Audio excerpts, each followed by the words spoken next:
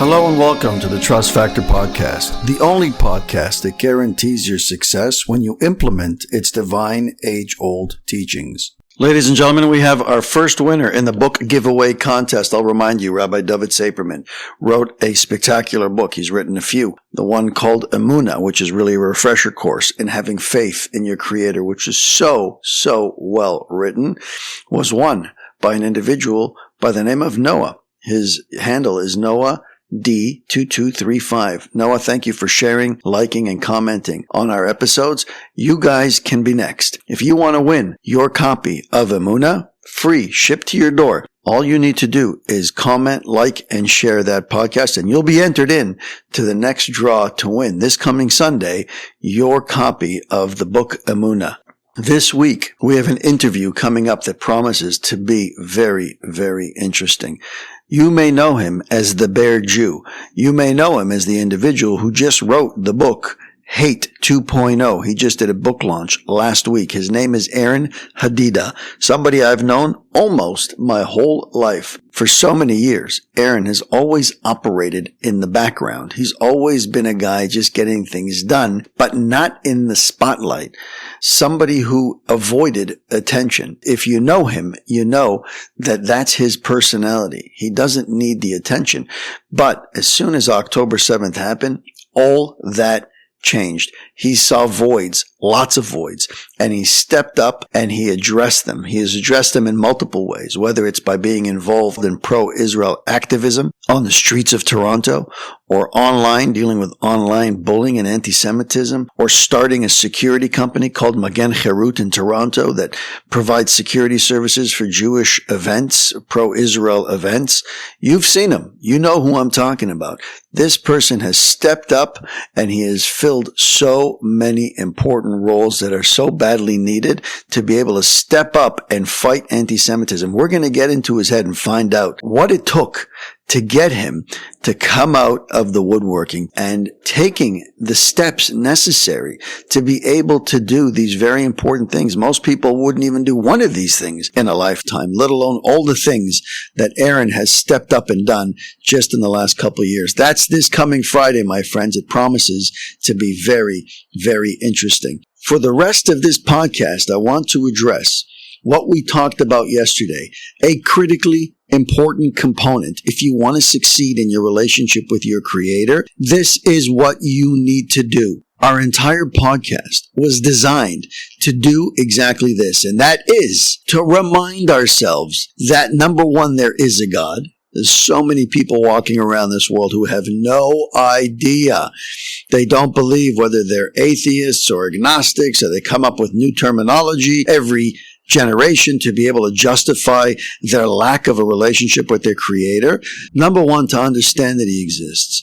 Number two, to know that He created the world and that He maintains it on a millisecond by millisecond basis. And number three, that it's all done for us, for nothing else but to cater to us, to allow us to be able to thrive and succeed in this world. That's why He created all of creation. Like Rabbi Saperman so eloquently said, all you need is common sense with a little bit of knowledge to know. Look around and you will see with absolute clarity that the whole of creation was designed for humans, not for cows, not for deer, not for sheep, not for the trees. It was all created for us. We are at the top of the totem pole. All of creation serves us. Let me give you a couple of examples that hopefully have an impact. And by the way, the idea is not that you walk around all day long, 24/7, thinking and being in wonderment about God's creation, which you could easily do, and it would be beneficial to you. But it's highly unlikely because life gets in the way.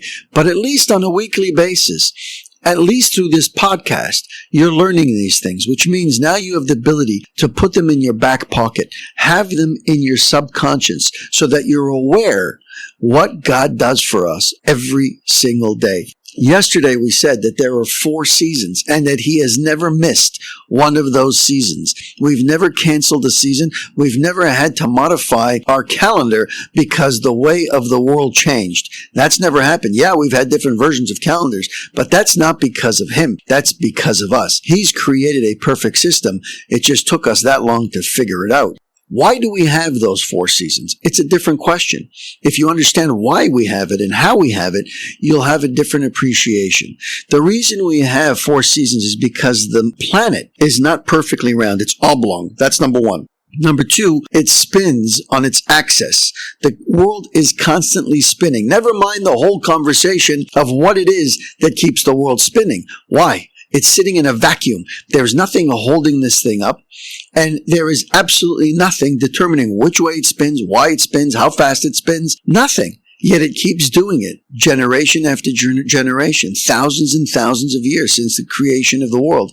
Same thing with the other planets. They don't suddenly shift the orders of the planets, who's biggest, who's smallest, where they line up, where they are in the solar system. That doesn't change depending on random factors. It has been set once and for all. Anyway, getting back to it, the world spins on its axis, but it doesn't spin perfectly straight up. It's tilted. It's angled off of its center.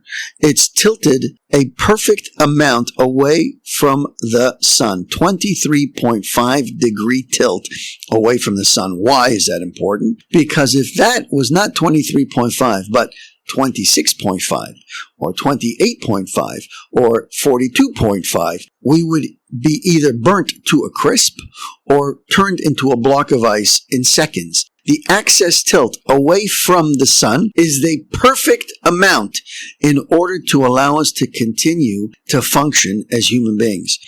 That precision is controlled by him in an environment, in a vacuum, with nothing holding it up, with nothing supporting it. It's continuing to do that for thousands and thousands of years.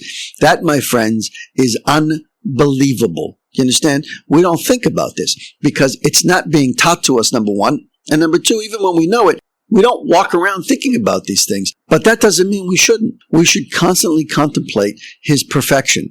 Look at the human brain. You know, the human brain is made up of 75% water, 75% soup you've got in your head. 8 billion people walking around planet Earth with a brain, some questionable, but let's assume we all have them. 75% water. What's amazing about that? In each and every one of those 8 billion brains are over 85 billion neurons. Each neuron is microscopic in size, cannot be noticed by the plain eye. Every single one of us has a soup with almost 90 billion neurons in them, and they all function the way that they should. You want to raise your right hand goes up. You want to kick out your left leg goes up. There are always exceptions to every rule, but by and large, we all have this. 8 billion of us, generation after generation, perfection. What about the cells in our body? How many cells do we walk around with over here that we don't even think about? 30 trillion cells. You can't even fathom that number. 30 trillion cells in a human body, 200 different types of cells, and every one of them, of the 30 trillion, knows exactly what their job is and how to do it, and it's been doing it every single day of your life, from the moment that you were born until the day you die. Under what power? You figure that out. I don't know anybody that plugs in to get recharged. Bottom line, Hashem in his perfection and his divinity manages all of these details. That's just the human cells and the human brain. We can go on forever talking about these things, my friends, and we wouldn't even begin to scratch the surface. Why are we talking about this? Because God is not going to show up and sit beside you in synagogue and tell you about how he functions and why he does the things that he does. If that happens to you, you and I have to have a conversation. What the closest thing is for you to be able to recognize that there is a God that created this world and that operates it and it's all for us and for our benefit are these very facts that are indisputable. And there are myriads of them. If you're the kind of guy that needs this type of information in order to bolster your relationship with your creator, there's nothing wrong with that. Some people don't need it. Some people have an emotional connection, an intellectual connection with the Torah and with their feelings and their emotions. And a lot of people, like myself, needed this information. This had a very big impact on me when I was becoming a Baal Tshuva, when I was starting to grow in my observance. I needed to hear these things because before I knew these things, things, I walked around thinking I knew what was going on when really I had no clue. Thank you for spending time with us on the Trust Factor podcast. If you heard something today that moved you, save this episode and share it with someone who might need to hear it. Be sure to subscribe so you don't miss upcoming conversations that challenge, empower, and uplift. And if you're on social media, connect with us. Leave your thoughts. Drop a quote that resonated with you. Hashtag the Trust Factor Podcast. Until next time, keep growing in your trust. Keep living with purpose. I'm Jesse Revivo, and this has been the Trust Factor Podcast. Thanks for listening.